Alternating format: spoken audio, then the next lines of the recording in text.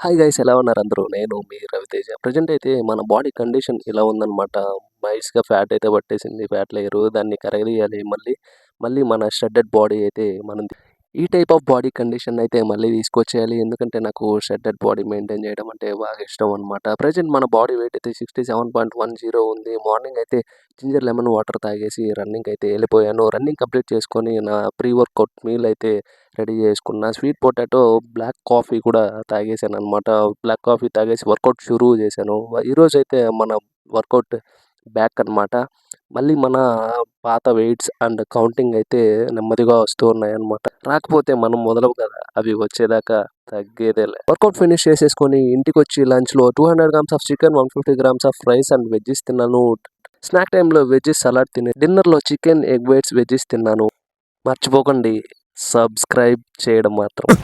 Thanks. Love you.